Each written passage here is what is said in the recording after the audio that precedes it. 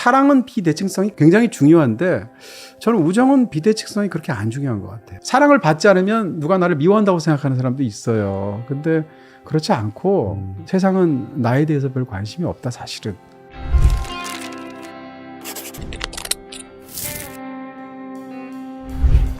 한 가지만 얘기할게. 나한테? 이렇게. 인간관계는 어렵습니다. 인간관계는 우리가 느끼는 가장 큰 기쁨이지만 동시에 가장 깊은 고뇌의 원천이기도 한데요. 현대인의 스트레스 요인 중 인간관계는 두 번째로 높은 항목으로 나왔습니다. 심지어 사람들은 직장에서도 업무 스트레스보다 인간관계 때문에 퇴사하고 싶을 때가 많다고 답변했는데요. 오늘은 인맥은 정말 중요한가? 나만 계속 주는 관계 언제까지 괜찮을까? 우정에도 유효기간이 있는 걸까?처럼 다양한 질문에 대해서 이야기하고자 합니다. 평론가님 안녕하세요. 안녕하세요. 그 난해한 영화보다 인간관계가 어렵다고 말씀하시는 평론가님과 오늘 인간관계에 대해서 얘기해보자 합니다. 네, 뭐 100만 배 어렵죠. 평론가님 혹시 마이쮸건법이라고 들어보셨나요? 이게 뭐죠? 마이쮸건법. 마이쮸? 네. 마이쮸를 먹는 거 아니에요? 그 마이쮸건법이라는 게 네. 요즘 그 신조어인데 그 친해지고 싶은 사람한테 마이쮸를 건네주면서 친해지는 방법이라고 하더라고요. 어떻게? 그래가지고 제가 오늘 평론가님한테 마이구미를 준비했습니다. 마이구미. 평론가님 좋아하신다고 하니까. 예. 제 요즘도 평생 드시는지 가장 모르겠네요. 많은 선물 받은 품목이 있다면 좋습니다. 마이구미입니다. 네, 이걸 나한테 준 진짜 17,645번째 그래요? 사람이에요. 네. 너무 많네요. 너무 감사해요. 네. 그래서 인간관계 시작할 때 보통 다들 이렇게 먹을 거 주면서 시작하잖아요. 그래서 오늘도 먹을 거 드리면서 인간관계라는 게 참 어려운 것 같습니다. 그 학교에서도 막 국영수는 알려줘도 인간관계 어떻게 해야 되는지는 잘 안 알려주잖아요. 그렇죠. 사실은 이제 제가 먼저 고백할 게 있다면 저희가 이제 주제별로 이야기를 다루고 이제 편하게 이야기를 하다 보니까 제가 말을 하는 거지. 제가 인간관계의 무슨 마스터도 아니고 저도 이제 인생에서 가장 어려운 게 인간관계고 솔직히 말하면 실패한 잘못한 그런 인간관계의 어떤 뭐 저의 행동이든 아니면 저의 어떤 대처법이든 이런 것이 너무 많아서 어떻게 본다면 저도 그 누구 못지않게 인간관계에서 많이 실패했던 것 같아요. 근데 오히려 실패해서 많이 배울 수도 있잖아요. 그리고 또 이게 저한테 문제다 보니까 생각을 많이 했거든요. 그런 측면에서 그냥 저 사람은 저렇게 인간관계를 생각하는구나 정도로 받아들이면서 내 인간관계는 어떠지 한번 생각해 보시는 것도 좋을 것 같습니다. 인간관계 워낙 넓잖아요. 네. 근데 뭐 연애나 결혼이나 가족 이런 것들은 제외하고 친구나 동료 초점을 맞춰가지고 진행을 하도록 하겠습니다. 알겠습니다. 뭔가 의미부터 얘기하면 좋을 것 같은데 그러니까 인간관계를 사람들이 왜 할까요? 그러니까 어떻게 보면은 지금 홀로 살아갈 수 있는 충분한 시대인데 그럼에도 불구하고 사람들이 인간관계를 맺으려고 하는 이유가 뭘까요? 홀로 살아가는 게 조금 더 이 기술적으로 혹은 물리적으로 좀 더 용이한 시대가 되었으나 지금도 홀로 산다는 건 불가능하다고 생각하고요. 저는 이제 그런 것을 애초에 그 용어나 조어법으로부터 보는 그런 습성이 있는 사람이라서 사람이 사람이고 사람을 이제 우리가 인간이라고 이제 보통 말을 할 때 사람 인만으로도 인간이 충분히 표현이 되는데 굳이 간을 넣는단 말이에요. 사이간자. 사이간자를 넣죠. 그 이야기인즉슨 사람이 가장 사람다웠다는 것은 사람과 사람 사이에 그 사이가 있기 때문에 인간이 어떤 핵심적인 그런 정체성이 있다는 뜻이거든요. 뒤집어서 얘기하면 관계를 맺지 않는 사람은 사람이 아니라고 보는 것이 사실은 인간이라는 말 속에 담겨 있는 거죠. 일단 그렇고요. 조어법 자체가. 초반에 약간 있어 보이는 척 이야기를 한다면 인간관계 다시 말하면 인간의 어떤 인간이 사회적인 동물이라는 것을 인간이 핵심적으로 보는 수많은 뭐 연구들이나 이론들이나 이런 것들이 무슨 특히 이제 인류학이나 이런 데서 많아요. 요즘 가장 많은 사람들이 이야기하는 것은 사실은 사피엔스라는 책이 워낙 인기가 있으니까 저희도 한번 집중적으로 다뤄드렸었지만 유발 하라리의 경우에 사피엔스 책을 보면 사피엔스만 있었던 게 아니고 널리 알려져 있지만 네안데르탈린도 있었고 호모 에렉투스도 있었고 비슷한 어떤 경쟁 관계의 인류가 최소한 6종 이상 있었다는 거예요. 그런 관계에서 나머지는 다 멸종했잖아요. 그 사피엔스가 완전히 지배하게 됐잖아요. 지구를. 그게 어떻게 가능했을까라고 얘기했을 때 육체적으로 1대1로만 본다면 네안데르탈인에 비해서 사피엔스가 훨씬 더 약하다는 거예요. 근데 그것을 압도적으로 이길 수 있었던 그런 핵심적인 것은 결국은 이 사회화 능력에 있다라는 것이고 유발 하라리는 인지혁명이라는 말을 쓰는데 언어 사용 능력 때문에 그렇다는 거거든요. 근데 생각해보면 언어라는 것이 혼자 있으면 필요가 없잖아요. 소통하기 위한 거잖아요. 다시 말하면 관계를 위한 도구 같은 게 언어란 말이에요. 기본적으로 인간이라는 것이 얼마나 이 관계에 집중되어 있는 그런 것 자체가 단순히 이게 언어가 무슨 도구만 뿐만이 아니라 인간을 인간답게 만드는 핵심적인 부분이다라는 건 말할 수 있고요. 한 가지만 더 얘기한다면 이제 로빈 덤바라는 그 덤바의 수 얘기할 때 150 150명. 얘기할 때 그 로빈 덤바라는 사회학자가 있는데 이 사회학자가 이런 연구를 해본 적이 있어요. 영장류에 있는 거의 모든 동물들을 다 연구를 했어요. 예를 들면 거미 원숭이부터 침팬지까지 다 연구를 했는데 어떤 연구인가 하면 몸의 크기와 뇌의 비율을 측정하는 거예요. 그렇게 했을 때 인간이 압도적으로 뇌의 비율이 크잖아요. 인간이 이제 뇌가 한 1.4kg쯤 되는데 이게 사실 몸의 전체적으로 비율로 보면 다른 어떤 동물보다도 굉장히 뇌가 크단 말이에요. 그래서 인간이 뇌가 크니까 사회성이 뛰어나고 인간이 또 이성적이 이런 걸 판단할 수 있죠. 근데 그럼에도 불구하고 영장류들을 쭉 보면서 과연 어떤 특성 때문에 뇌가 큰 건가 본 거죠. 핵심적인 것은 뇌가 크다고 해서 더 많은 영토를 차지하거나 뇌가 크다고 해서 더 많은 과일을 먹거나 이런 게 아니라는 거예요. 이런 건 차이가 없대요. 그 뇌의 비율 차이가. 그럼 어디서 차이가 있냐면 뇌가 크면 클수록 상대적으로 타 개체와의 관계를 좀 더 깊은 유대감을 가지려고 하는 경향이 있다는 거. 짝짓기를 할 때 훨씬 더 신중하게 하려는 경향이 있다는 거. 더 큰 사회 집단 속에 소속된다는 거예요. 그러니까 결과적으로 얘기하면 인간이 뇌가 큰 게 물리적인 환경에 적응하기 위해서 뇌가 커진 게 아니고 사회적인 것들을 처리하기 위해서 뇌가 커졌다라는 것이고 어떻게 보면 뇌는 가장 인간을 인간답게 만들어주는 이 신체 부위잖아요. 이렇게 본다면 좀 약간 학술적으로 일부러 얘기를 했습니다만 인간관계라는 게 사실은 못해도 되는 어떤 삶의 한 부분이 아니고 그것 자체가 인간다움의 어떤 핵심적인 거다 이렇게 설명드릴 수 있습니다. 사피엔스, 그 덤바의 수, 그 뇌의 크기까지 네. 말씀하시면서 인간의 본질 중에 하나가 인간관계라고 말씀 주셨는데 그럼 이러한 인간관계를 평론가님 삶에서는 어떠셨는지가 궁금해요. 그래서 네. 뭐 10대 때, 뭐 대학 때, 뭐 네. 직장 다니실 네. 때 인간관계들이 어떠셨는지 가능하시다면 네. 공유해 주실 수 있을까요? 불과 10초 전까지 잘난 척 했는데 여기서부터 이제 궁한 부분을 다 드러내야 되는 것인데요. 10대 시절에는 이제는 약간씩 말씀드렸습니다만 제가 좀 굉장히 별났고요. 좋은 말로 해서 별났고 나쁜 말로 하면 친구로 삼기에 적합한 사람이 아니었어요. 그래서 그 시절을 생각하면 그때 친구들 지금까지도 제일 친하거든요. 중학교, 고등학교 때 친구들이 지금까지도 가장 친해요. 수십 년간 친하죠. 근데 그 친구들한테 굉장히 고마운 마음이 지금까지 있어요. 예를 들어서 중학교 때 저랑 매일 한 40분 정도 걸어서 제가 성수중학교 가까운데 다를 다녔는데 집에서 좀 멀었거든요. 한 40분씩 걸어야 돼요. 같이 등교하고 하교했던 친구가 있거든요. 근데 제가 이 감정적으로 업앤다운이 너무 심했어요. 기복이 심해가지고 기분 좋은 날은 너무 막 까불이었고요. 또 이제 그거보다 훨씬 더 많았던 기분 안 좋은 날은 40분 동안 가면서 말을 한마디도 안 하기도 했어요.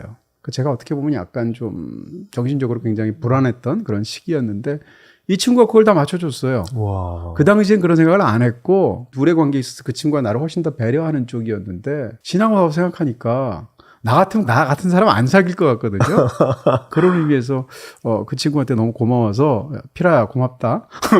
실명 나온 건가요? 네. 걔는 이거 안 봐요, 근데.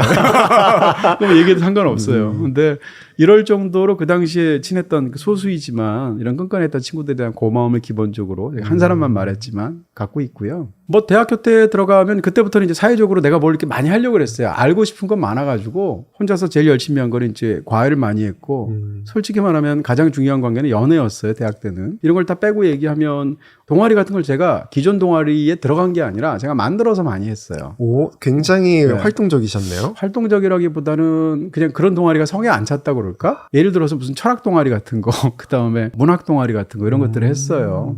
했는데 물론 오래 가지 못했고요. 그런 걸 하면서 이제 대학 시절을 보냈지만 상대적으로 이제 대학 시절은 굉장히 많은 방황들이 있었고요. 군대 가서는 군대 얘기하면 이제 사람들 끌 것 같아. 이거 저희 유튜브 보면 이제 그 단위 시간당 가장 조회수 그렇죠. 예, 적은 나오죠. 부분 나오죠. 그래프. 예. 여기가 제일 낮을 것 같은데. 근데 군대가 또 터닝 포인트가 되는 경우도 종종 있으니까. 이런 사람이 사회성이 좋고 인간관계가 좋은 사람이에요. 군대를 갔는데 군대가 제가 있었을 때는 병원이었고요. 저는 약제병이었다고 말을 했잖아요. 근데 작은 병원이고 평택에 있는 병원이었는데 4산병원이라고 그래서 이 병원이 거기에 있는 한국군 그러니까 저는 이제 카투사였는데 한 15명밖에 안 돼요. 굉장히 끈끈하고도 관계들이 좋았어요. 그래서 야 군대에서 이렇게 관계가 좋을 수 있나 이런 생각까지 했는데 군대를 나오게 되니까 사실은 군대라는 특수 조건 하에서 뭐 예를 들면 병장님 이러면서 좋아해야지 나보고 무슨 뭐 선배라거나 형이라거나 이러지 않았을 거 아니에요. 이런 관계에서 내가 아무리 따뜻하게 대해주려고 해도 뭐 후임이라든지 선임이라든지 다르니까 그 사람들은 결국은 다 못 만나게 되더라고요. 특수관계는 재수할 때도 그랬거든요. 이런 측면에서 특수관계에서 만난 사람들은 사실은 계속 만나기 어려운 왜냐하면 관계를 형성했을 때 어떤 그런 조건이 있으니까 그런 것 같다는 생각을 했고요. 마지막으로 직장 생활 한 10년 좀 넘게 했는데 그때 인간관계가 제일 넓었어요. 넓었는데 그때 인간관계가 넓었던 것은 저의 어떤 취향이나 어떤 뭐 이런 것이 아니고 약간 당위 같은 거였어요. 왜냐하면 이제 기자가 됐으니까 기자는 뭐가 떠올라요? 굉장히 적극적이고 외향적이고 그렇죠. 찾아다니고 서랍 열면 막 그냥 막 명함 300개씩 나오고 뭐 이럴 것 같잖아요. 근데 저는 약간 성격이 내성적이었고 상대적으로 인간관계를 잘 못 맺는다라는 컴플렉스가 있어서 잘해야지라고 생각해서 그때는 이제 약간 또 저녁마다 술 먹는 야만의 시대였거든요. 90년대면. 그러다 보니까 그런 데를 빠짐없이 참석하려고 노력을 했어요. 처음에는 가기 싫었는데도. 그러다 보니까 술도 배우게 되고 와일드한 시대다 보니까 그 자리가 그렇게 항상 만족스럽지는 않았단 말이에요. 지나고 나서 이제 후회되는 것은 그 당시에 인간관계를 맺은 사람들 중에 상당수는 물론 다 너무 훌륭한 분들이고 영화계에 매력적인 사람들이 진짜 많거든요. 언론계도 마찬가지고. 근데 그들 중에 적지 않은 술자리에서는 그 사람이 훌륭한 것과 무관하게 같이 대화하는 것이 별로 좋지를 않았어요. 왜 그랬을까요? 그냥 안 맞는 사람들이 있잖아요. 근데 모임 때문에 그냥 정기적으로 가게 되는 사람들도 있었고 또 술을 마셔야 되잖아요. 근데 제가 술을 즐기지는 않거든요. 그런 상황에서 취하도록 먹어야 된단 말이에요. 그 당시에는 폭탄주도 마시고 이러다 보니까. 그때 좋은 관계도 많았고 좋은 자리도 많았지만 또 적지 않은 관계들이 좋아하지도 않는 사람과 좋아하지도 않는 주제에 대해서 마시기 싫은 술을 마셔가면서 밤늦게까지 몸을 혹사해가면서 그 수많은 자리들을 전전했단 말이에요. 나만 그런 건 아니지만. 그 시절을 생각하면 그 시간들이 너무 좀 소모적이었다? 다시 돌아가면 그렇게 안 할 것 같다? 인간관계를 사실은 본격적으로 되짚어보게 된 어떻게 보면 실패한 인간관계가 많았던 그런 시기가 아닌가 싶습니다. 어떻게 보면은 좁게 네, 깊게 친구를 사귀었다가 맞아요. 점점 직장에 나가면서 넓어진 케이스네요. 그래서 직업적인 이유 때문에 그랬을 것 다 같아요. 경험해보면서 장단점을 느끼셨겠네요. 다시 알게 됐죠. 그러니까 난 그렇게 하면 안 되는구나. 지금은 전혀 아니죠. 완전히 다른 인간관계를 맺고 있고요. 본래의 나로 돌아간 그런 상황인 것 같습니다. 미국도 잠깐 갔다 오셨잖아요. 네. 그 카투사도 어떻게 보면은 미군들이랑 같이 협업할 일들도 있었을 네. 텐데 카투사랑 그리고 미국 USC 연구원으로 가셨을 때 그때 느꼈던 미국에서의 인간관계와 한국에서의 인간관계의 차이점 같은 것도 있었을까요? 카투사로 공무했을 때는 그냥 하루 종일 같이 있는 사람들이 미군인 경우가 많았으니까 당연히 이제 외국 사람들과의 어떤 커뮤니케이션이나 인간관계를 맺는 데에서도 신경을 굉장히 많이 쓰고 어떤 사람하고는 굉장히 친하게 지내서 집에도 초대하고 뭐 이런 식으로 친하게 지냈죠. 제대하고 나서도 편지 주고받기도 하고 지금은 다 끊어졌지만 근데 USC의 연구원 방문 연구원으로 갔을 때는 상황이 다르고요. 그때는 사실상 미국 사람 별로 못 만났고요. 왜냐하면 거기서 학위 같은 걸 처음에 할까 하다가 안 하고 그 시간을 나를 위해 투자하자라고 생각을 했고요. 그렇게 해서 1년 12달 영화만 보고 책만 보고 여행만 다녔거든요. 가족하고. 이러다 보니까 사실상 어떻게 보면 가족과 가장 많은 시간을 보내고 혼자서 가장 많은 시간을 보낸 게 미국에 있는 1년 동안이었어요. 의외네요. 네, 어떻게 보면 인간관계를 모두 다 포기하고 최소한의 인간관계인 가족관계만 집중하면서 나에게만 시간을 쏟았던 시간. 근데 너무 만족스럽더라고요. 오히려 인간관계가 차단됐는데. 네. 그러니까 나는 모르는 사람하고 막 같이 무슨 막 트레킹하면서 막 떠들고 외국 사람들하고 자연스럽게 스탠딩 파티에 어울리고 이런 걸 너무 안 어울리고 안 좋아했던 사람인 거죠. 평론가님의 경험들을 들어보니까 소수의 사람들과 건강한 인간관계를 지금까지도 이어가고 있는 것처럼 보이는데 네. 그 건강한 인간관계라는 게 어떤 걸까요? 건강한 인간관계는 우리가 이제 누굴 만나잖아요. 만나게 될 때 그 사람을 만나면 내가 좋은 사람처럼 느껴지는 관계가 있어요. 예를 들면 이제 사람으로 그러니까 좀 더 쉽게 얘기하면 고양이 생각하면 되는데요. 제가 그래서 오늘 고양이를 입고 왔잖아요. 이 얘기하려고. 고양이 2마리를 기르고 있는데 한 마리는 이제 10년 넘고 한 마리는 한 3년 됐죠. 고양이랑 같이 있을 때 내가 굉장히 좋은 사람처럼 느껴져요. 아, 내가 참 선하구나. 아, 내가 이런 면도 있네. 내가 이렇게 측은지심도 있고 굉장히 열린 눈으로 세상을 대하고 이런 느낌을 굉장히 많이 받아요. 그렇다면 고양이와의 관계는 너무 좋은 관계죠. 이제 고양이를 얘기해서 그런데 사람도 얘기하면 어떤 사람을 딱 보면 그 사람하고 너무 친해요. 자주 만나요. 근데 이 사람만 만나면 서로 티격태격하기도 하고 뭔가 그 사람한테 내가 세게 요구하기도 하고 지나고 나면 내가 왜 저 사람한테 이렇게 못되게 굴지? 혹은 이 사람 만날 때 왜 내 스스로가 이렇게 별로 좋은 사람 같지가 않지? 이런 그 관계들도 굉장히 많고요. 별로 안 친하고 자주 안 보는 관계인데도 불구하고 그 사람 만나면 만족감이 굉장히 크고 그게 그 사람한테 오는 것도 있겠지만 그 사람을 만나서 하는 나의 행동과 말이 내 스스로 상대적으로 만족스러운 거예요. 아, 내가 사람을 역시 도구로 대하는 사람은 아니구나. 이런 식의 어떤 자뻑이라고 그럴까? 이런 것들이 생기는 관계들이 있는데 결과적으로 얘기하면 나를 조금 더 좋은 사람으로 생각하게 만들어주는 관계, 나를 조금 더 좋은 사람으로 도약하게 만드는 관계, 이런 관계가 건강한 관계가 아닌가 싶습니다. 저도 누군가한테는 나쁜 점들이 보일 때도 있고 좋은 네. 점이 보일 때도 있는데 그렇죠. 돌이켜 생각하면 저도 좋은 점 보였던 사람에게 더 정이 갔던 것 같아요. 예. 그렇죠. 예, 내가 그 사람 있을 때 유달리 이기적으로 굴었다면 그 관계를 버텨내기가 사실은 어려운 부분이 있을 거고요. 저는 사실은 호준 씨 만나면 굉장히 내가 좋은 사람 같거든요. 다행이네요. 저도 마찬가지입니다. 네, 그렇다면 이 관계는 좋은 관계인 거죠. 반대로 말하면 사람들에게 자기가 좋은 사람인 것처럼 느껴지게끔 해주는 것도 자기가 그 상대방한테 좋은 사람이 되게끔 하는 방법일 수도 있겠네요. 그렇죠. 근데 쉽지는 않죠. 쉽지는 않은데 그게 꼭 그 사람이 나빠서라기보단 둘 사람 사이에서 어떤 무슨 정신적인 공합 같은 것도 있는 것 같아요. 그 건강한 인간관계에 대해서 짧게 얘기를 했는데 사실 건강한 인간관계가 생기기 전에 스스로 뭔가 갖춰야 되는 내면의 조건들 같은 게 있을 것 같아요. 가령 외로움을 잘 이겨낼 줄 알아야 상대방한테 좀 덜 의존하게 된다든지 그래서 그런 다양한 내면의 전제 조건들이라고 해야 될까요? 그런 게 있을 것 같은데 타인을 잘 만나서 관계를 맺기 위해서 무슨 뭐 웨이트를 하는 것도 아니고 뭘 준비를 해야 되는 것도 아닐 거고 그런 품성이나 성격이나 태도 같은 건 자연스럽게 길러질 텐데 그냥 지금 생각하는 것은 저는 가장 중요한 인간관계가 자기 자신과의 관계라고 생각해요. 그게 출발이군요. 네. 그러니까 인간은 누구보다도 자기 자신하고 잘 지내야 된다. 근데 이게 생각보다 쉽지가 않아요. 우리가 그걸 결정적으로 알게 된 계기도 있었어요. 그게 바로 코로나인데요.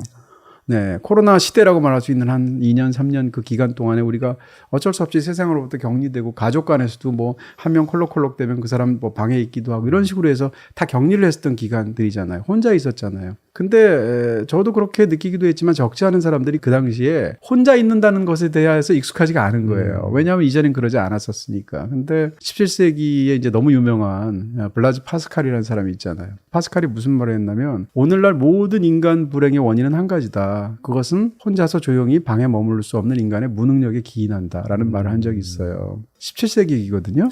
근데 그 사람이 오늘날이었는데 예측을 했네요. 그 당시에 혼자 방 안에 있는 게 쉽겠어요? 지금 혼자 방 안에 있는 게 쉽겠어요? 그 당시가 훨씬 쉬울 거 아니에요. 그렇죠. 근데 파스칼이 이미 당시에 사람들의 어떤 실존의 공허함의 핵심을 그런 데서 본 거거든요. 지금 현대인은 더 할 것 같고요. 그런 상황에서 사람이 혼자 있을 때 자기 자신하고 잘 지내는 게 진짜 중요하다고 생각하고요. 근데 이걸 잘 못 견뎌서 좀 심심하니까 똑같이 게임을 해도 무슨 연결을 해서 어떻게 하면서 채팅을 하면서 한다던가 저는 뭐 게임은 잘 모르지만 아니면 뭐 영화를 보러 가도 혼자 보러 가는 게 너무 뻘쭘해서 친구한테 연락해서 보러 간다든가 물론 그것도 굉장히 좋은 일이지만 내가 뭔가를 이 시간 속을 경유를 하려고 할 때 통과하려고 할 때 반드시 다른 사람이 필요해야 되는 사람이 있어요. 근데 그러다 보면 그 사람에게 대해서 원하는 게 많아질 수도 있고 혹은 그 사람에 대해서 뭐라고 의존적으로 갈 수도 있고 혹은 상대를 끌어들일 수도 있잖아요. 타이밍이 안 맞을 수도 있고 그런 측면에서 혼자 잘 있는 사람이 혼자 자기만의 위엄도 갖고 자존도 있고 취미도 있고 이런 사람이 타인하고도 잘 지내는 것 같아요. 또 이런 걸 다 떠나서 근본적으로 인간은 어찌됐건 혼자잖아요. 제가 요즘 약간 잠자는 게 너무 힘든데 아무리 나를 걱정해 주는 사람이 있어도 잠 못 자서 그 뒤척거리는 6, 7시간의 시간은 나만 겪는 거예요. 고통이 있으면 뭐 가족도 있고 수많은 나를 아껴주는 사람들이 너무 안타까워 하겠죠. 그럼에도 불구하고 지금 내가 막 겪는 이 안의 고통이나 바깥의 고통이나 배인 고통 같은 건 나 혼자 겪어야 된단 말이에요. 혼자 온전히 겪어내야 돼요. 그렇죠. 죽을 때도 옆에서 가족들이 아무리 잘 임종의 순간을 지켜준다 할지라도 결국 죽을 때는 혼자일 거예요. 내 얘기는 모든 관계는 부질없다라는 뜻은 아니고 그 관계가 너무 소중하죠. 그럼에도 불구하고 인간은 필연적으로 혼자일 수밖에 없는 존재인데 그런 측면에서 자기 자신하고 잘 못 지낸다면 타인하고 어떻게 잘 지낼 수 있겠는가 이런 말 할 수 있겠죠. 작가님께서는 혼자 네. 고독을 즐길 수 있는 능력치가 늘어난 계기가 혹시 있나요? 근데 이렇게 말하면 야 너는 지금 환경이 좋으니까 그렇지 이렇게 또 얘기하는 분들이 있어요. 부분적으로는 맞는 말이에요. 조금 더 혼자 있기 쉬운 환경 속에 제가 있게 됐어요. 그것도 사실 한 90% 이상이 운이에요. 그런 면에서 너무 감사하고 특히 이제 파이아키아라는 공간이 이 고독 속에 들어앉아 있기가 너무 좋은 너무 좋을 것 같아요. 안 질릴 네. 것 같아요. 예. 파스칼도 여긴 좋아할 것 같아요.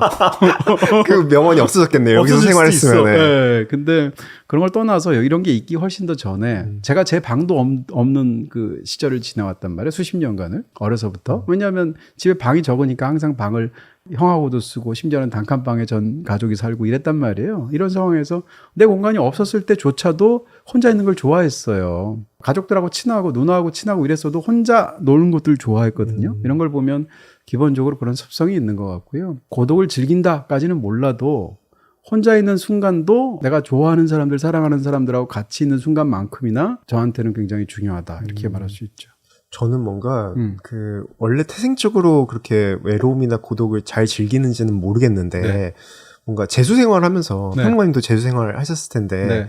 그 동안에 혼자 있는 법을 좀 배우게 됐다라고 해야 될까요? 그래서 지금은 일주일에 한 2-3번 혼자 밥 먹는 걸 좋아하거든요. 예. 네. 그러니까 나머지 이틀 내지 3일만 약속을 잡고 저도 그래요. 나머지는 혼자 먹는 걸 좋아하거든요. 많은 사람들이 이제 밥을 먹을 때 사교적인 시간으로 잡잖아요. 예를 들면 점심 약속, 저녁 약속, 뭐 이런 동료들하고 먹고. 근데 저는 일단 어려서부터 이 먹는 데 대한 이 정신적으로 어려움을 겪었던 부분이 있었고요. 굳이 말하면 섭식장애 같은. 그래서 지금도 아주 편한, 다시 말하면 가족들하고 같이 밥 먹는 건 너무 좋아요. 근데 그게 아니라 아주 친하지 않은 사람과 밥 먹는 게 저는 너무 불편하고요, 지금도. 식사를 이 사교랑 결합한 모임 있잖아요. 뭐 언제 점심 한번 먹자, 밥 한번 먹자 이런 거. 이게 저한테 너무 힘들어서 요즘으로 치면 제가 이제 극도로 사실은 제한된 인간관계를 갖고 있거든요.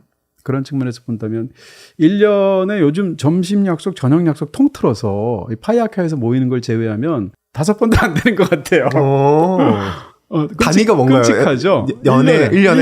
한 달이 아니고. 물론 파이아키아에서 당장 우리 팀도 다음 주에 한번 모여서 우리 목상에서 한번 가볍게 뭐 회나 먹어요. 이렇게 아까 말했잖아요. 이런 거 말고. 이건 이제 여기 제 자리니까. 이거 왜 어디 무슨 모임에 제가 나간다거나 이런 것들 있잖아요. 한 3-4명이 오랜만에 손 한잔 하자 이런 거. 이런 게 지난 2-3년간은 1년에 5번이 안 돼요.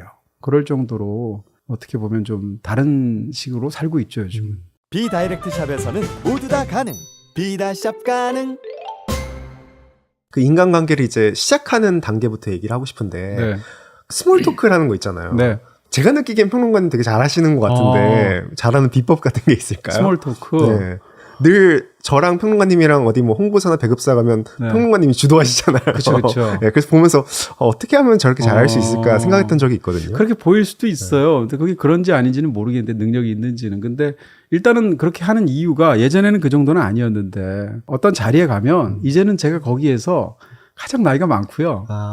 그다음에 가장 대하기가 어려운 위치에 사람이 됐어요. 그러다 보니까 약간 나이가 많은 사람 또 소위 위치가 위에 있는 사람이 가만히 있으면 그 사람 화난 것 같고요.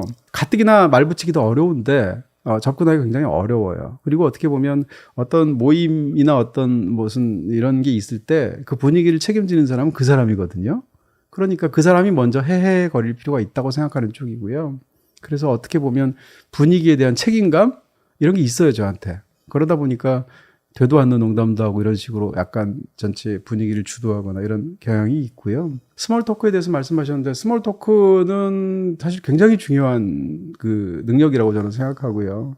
사실 이제 인간관계에 대해서도 아니 사람이 자기가 느끼는 대로 살면 되지 뭐 그걸 왜 배워야 되나 이렇게 생각할 수도 있는데 사람에게 가장 중요한 기본적인 본능적인 것도 저는 다 배워야 된다는 입장이에요.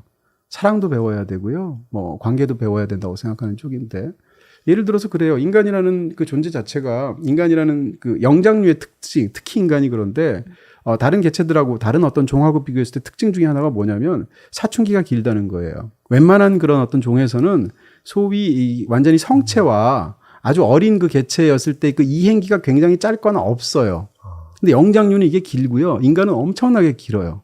근데 이 사춘기가 왜 이렇게 기냐는 거예요. 여기에 대해서 여러 가지 이유들이 있는데 그중에 어떤 학자들이 이야기하는 것은 그 기간이 사실상 사교수를 배우는 기간이라는 거예요. 인간에게 있어서는 복잡한 상호작용을 하는 것이 너무 중요한데 이 복잡한 사회적인 작용을 하고 사교수를 배운다는 것은 상황마다 다 다르거든요.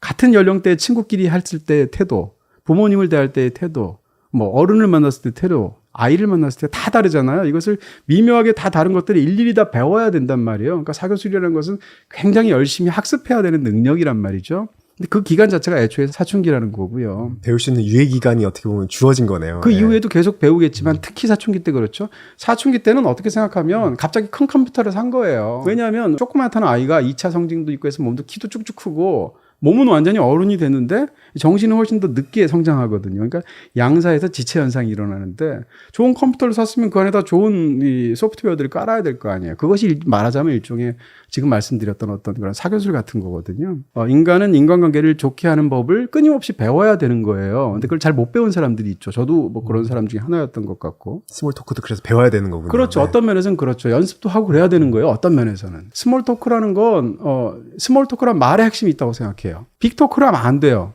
그러니까 스몰 토크라는 얘기는 해도 되고 안 해도 되고 시시거부정한 이야기를 해야 스몰 토크예요.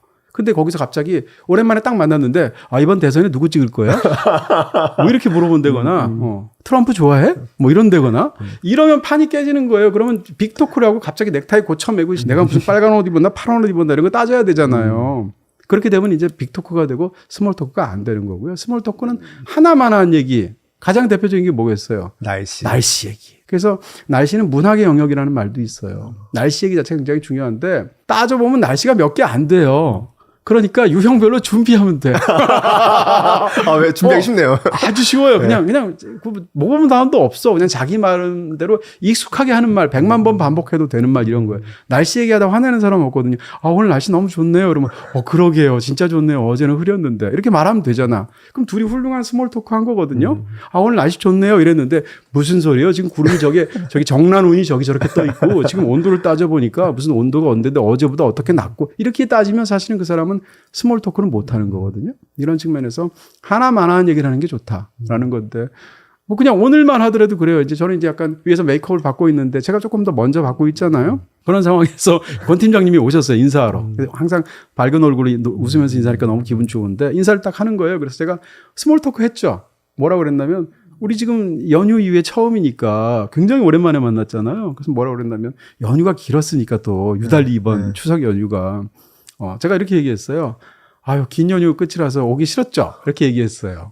생각해보니까 제가 평론가님 처음 만났을 때도 제가 평론가님한테 똑같은 얘기를 그랬어요? 네. 그 스몰 토크 잘하는 거야. 그랬더니 성화 팀장이 뭐라고 그러냐면 좀 그랬어요. 이렇게 얘기하더라고요. 그리고 빵 터졌어요, 둘이. 이 스몰 토크는 이걸로 완벽한 거예요. 왜냐하면 이 상황에서 좀 그랬어요라는 건 내가 한 농담을 농담으로 받은 거거든요. 그럼 둘 사이에서 빵 터졌을 때 실제로 여기가 오기 싫었다라는 것보다는 나의 농담을 당신이 던진 농담을 내가 받아준다라는 뜻이거든요. 그러면서 서로의 우애와 서로의 어떤 신뢰를 서로 확인하는 거거든요. 그래서 우리 사이는 역시 만족할 만한 사이, 빵 이렇게 되는 거예요. 그 말 자체가 예를 들면 여기 오기는데 참 별로 안 좋았죠. 아니요, 일당이 얼마인데요. 일당으로 따지면요 오늘 얼마고요. 나쁘지 않았어요. 저 열심히 일해가지고 이번 달 월세가 얼마인데 뭐 프로 갚아야 돼요. 이렇게 말을 하면 완전히 판이 깨지겠죠. 그러니까 스몰 토크는 듣기 좋은 얘기, 하나만 한 얘기 그런 얘기가 굉장히 중요하다라는 것이고. 제일 쉬운 건 날씨고 그 다음은 취미 얘기를 하면 돼요. 싫어하는 걸 물어보지 말고 좋아하는 걸 물어보면 돼요. 뭐 대표적으로 뭐 어떤 사람이 그 사람이 반려동물을 키운다는 걸 알면 고양이 얘기하면 갑자기 무장해제 되거든요. 간이라도 빼줄 것처럼 되거든요. 아니면 뭐 영화 좋아하는 사람한테 요즘 영화 좋아하시잖아요. 무슨 영화 좋아요? 라고 묻는다거나 아니면 뭐 최근에 봤던 방송 프로그램을 묻는다거나 음악을 얘기한다거나 이런 거죠. 누구나 좋아하는 얘기는 좋아하는 것에 대해서는 얘기하고 싶어하고 이런 측면에서 시시껄렁한 이야기, 그 사람이 좋아하는 이야기, 할 얘기 없으면 질문하면 되거든요. 그런 의미에서 적절하게 또 질문하는 거. 질문도 몇 개 안 돼요. 물어볼 수 있는 게.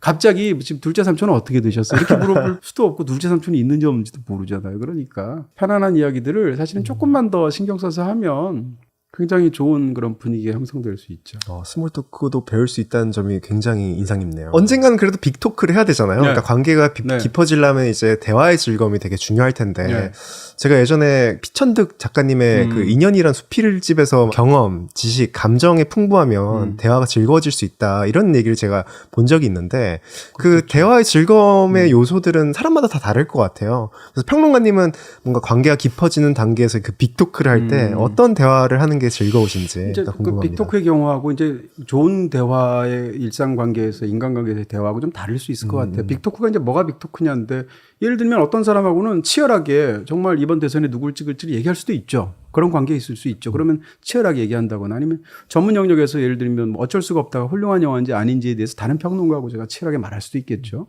어떻게 보면 이런 것이 말하자면 일종의 빅토크인 건데 일반적인 인간관계에서의 대화는 대부분 다 빅토크는 아니에요. 우리가 하루 종일 사람들하고 얘기하는 걸 따져보세요. 제대로 각 잡고 그 말에 어떤 오차를 줄여가면서 서로의 쟁점을 벼려가면서 그렇게 말할 수 있는 대화는 거의 없거든요. 사실은 굉장히 많은 대화가 스몰 토크이거나 조금 더 약간 큰 스몰 토크인 거거든요. 그렇게 봤을 때 이제 인간관계를 기준으로 해서 대화를 한번 생각을 해본다면 저는 이제 이런 말들이 별로 안 좋은 거예요. 소신 발언 이런 말. 실제로 소신 발언이 필요할 수 있죠. 모두가 정의를 억누르고 막 이렇게 하는 상황에서 불이익을 감수하고 어떤 걸 발언한다. 이건 너무 아름다운 일이죠. 근데 그게 아니라 그냥 멀쩡하게 대화하다가 온라인 무슨 커뮤니티에서도 아니면 10명이서 술 먹고 있는데 소신 발언할게. 난 너 진짜 마음에 안 들어. 뭐 이런다고 한번 생각해 보세요. 솔직함을 핑계로 무례함을 보여주는 소신 거네요. 발언이 아니고요. 판을 깨는 발언이고 자기의 사회적인 지능이 낮음을 드러내는 거예요. 그러니까 우리가 나누는 일상 대화에서의 가장 중요한 것은 어떻게 본다면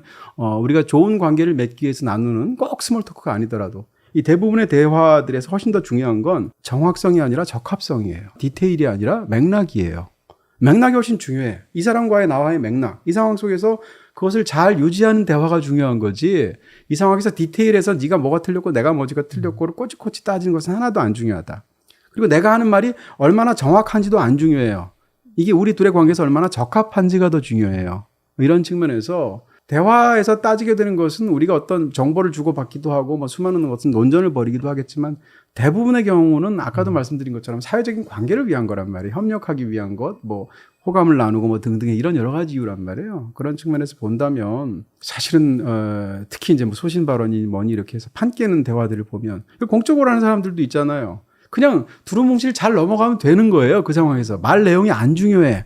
그런데도 꼭 판을 깨는 사람들이 있단 말이에요. 소신 발언하겠습니다. 이런 식으로. 그런 경우는 사실은 좀 문제가 될 수 있다고 저는 생각하고요. 그렇게만 따진다면 지금 말씀드린 것처럼 우리가 이 대화를 왜 하는지를 한번 생각해 볼 필요가 있죠. 결과적으로 얘기한다면 대화에서 진짜 중요한 건 태도 같은 거예요. 사실은. 어조 같은 것이지 그 말의 구체적인 어떤 것들은 아니다. 어떻게 보면은 최근에 이달의 베스트북에서 다룬 왜 쓸모없는 맞아요. 그런 정합성 네. 얘기한 거 보면은 비슷한 얘기네요. 정확하세요. 그러니까 찰스 틸리가 쓴 거잖아요. 찰스 틸리가 했던 말들이 그런 것인데 우리가 다루는 대다수의 상당수는 인과적으로 지금 내가 이유를 드는데 그 이유가 얼마나 정확한 이유인가는 사실 중요하지 않고 얼마나 적합하게 들리는 이유인가가 중요한 거죠.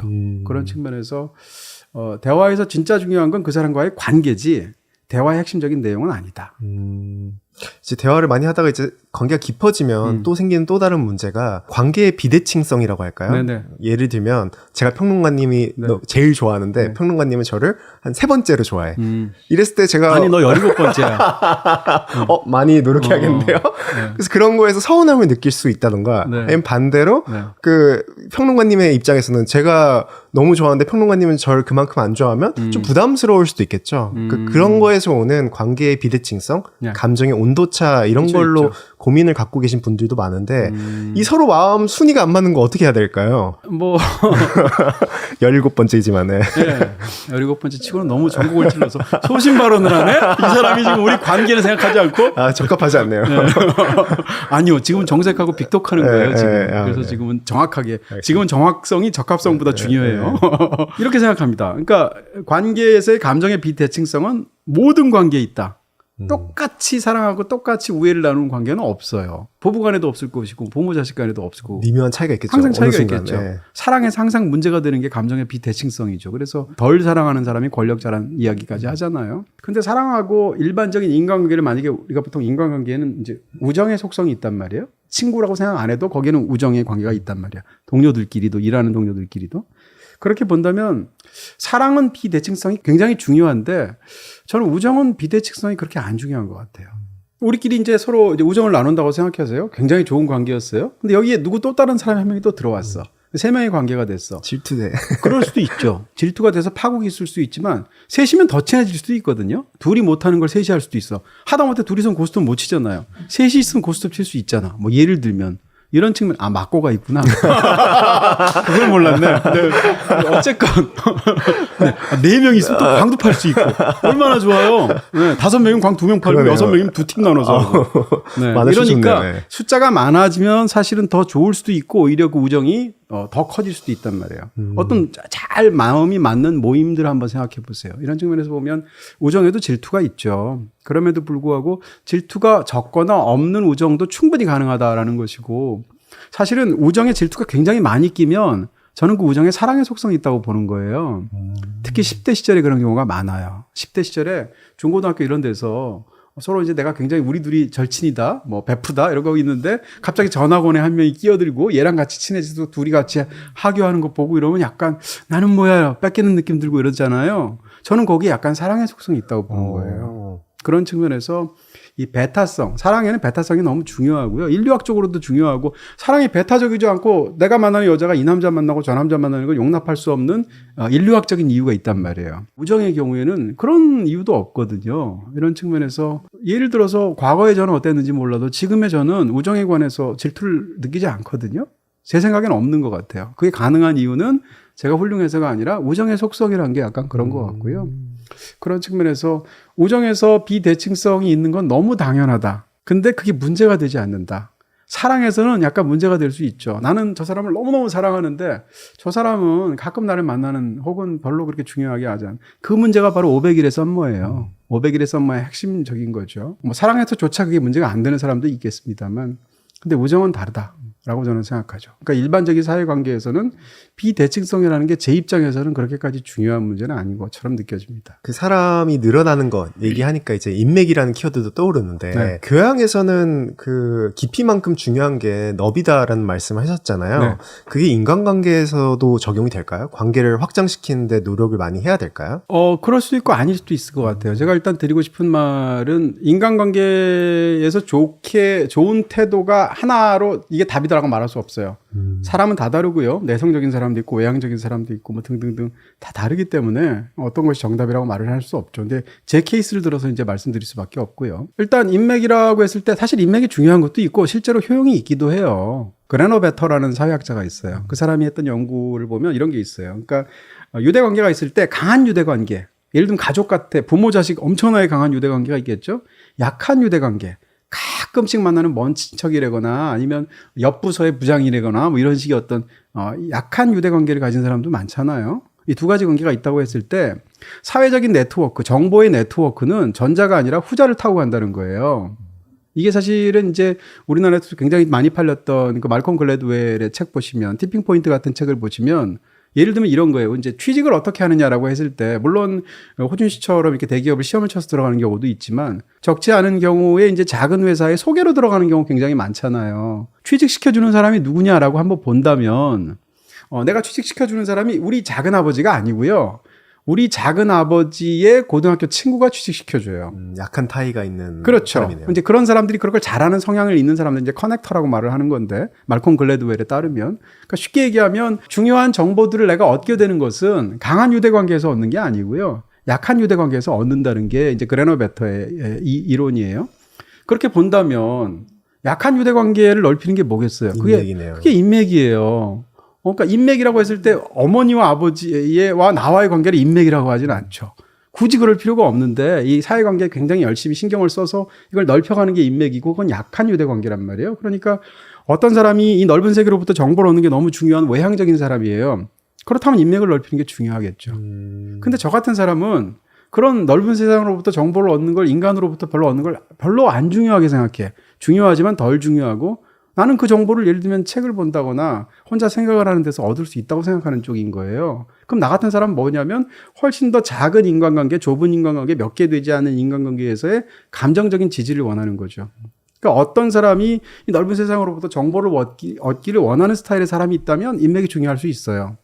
근데 어떤 사람이 그게 아니라 자기는 훨씬 더 안정된 관계, 더 적은 관계 속에서 감정적인 지지를 얻기를 원한다면 인맥이 별로 안 중요할 수 있겠죠. 인맥이 그러면은 중요한 사람이 있을 수도 있고 있을 안 수도 맞는 있어요. 사람이 있을 수도 있고 이런 거였군요. 네. 아. 근데 거기에 들어서 이제 조금 더 그 인맥에 대한 저의 뭐 약간 철학적인 견해라고 그럴까? 이런 걸 얘기를 해본다면 그러면 이걸 전제하면서도 저한테는 인맥이란 말이 굉장히 좀 불편하게 느껴져요.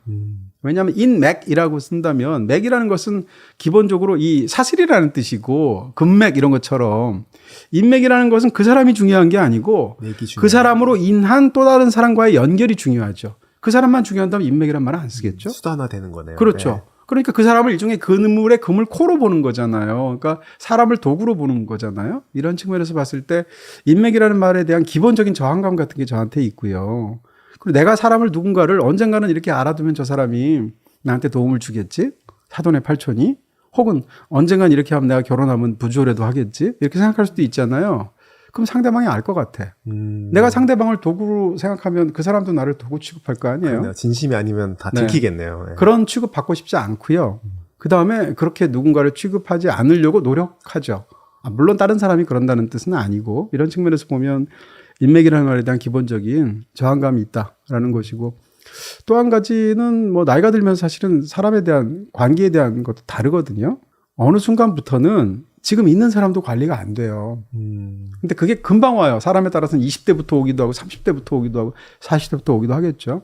제가 생각하면 좋은 사람 떠오르면 굉장히 많거든요. 제 주변에. 내가 그동안 만났던 사람, 좋은 감독, 뭐 좋은 배우, 뭐 이런 영화 쪽이 아니더라도 뭐 주변에 친척부터 무슨 자주 가는 가게의 주인까지. 근데 그 사람들하고 다 각자 충분한 시간과 충분한 노력이 있었더라면 얼마든지 더 깊은 관계로 친해질 수도 있었어요. 근데 그러지 않았단 말이에요. 왜냐하면 일단 감정 자본이 한계가 있고. 에너지도 한계가 있고 네. 타이밍도 안 맞을 수 그렇죠. 있고. 어떤 사람은 자기가 감정 자본을 100 갖고 있을 때 50명하고 친하면서 2씩 주는 사람이 있을 수 있어요. 어떤 사람은 이 100을 줄 때 2로는 만족 못 해. 그러니까 한 사람한테 20씩 주고 싶어. 그럼 5명밖에 못 사귀지 않겠어요? 이 양자는 차이가 있다는 얘기고요. 저는 이제 후자 쪽이라는 이야기죠. 그런 측면에서 지금 있는 좋은 관계도 다 유지를 못하고 항상 미안한 감정을 느끼는데 왜 인맥을 넓히려고 하겠어요?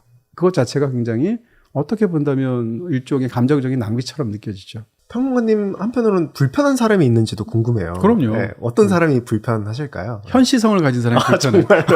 너무 많은데. 아니 박쥐 주인공이 현상현이거든. 아, 농담이고요. 네. 네.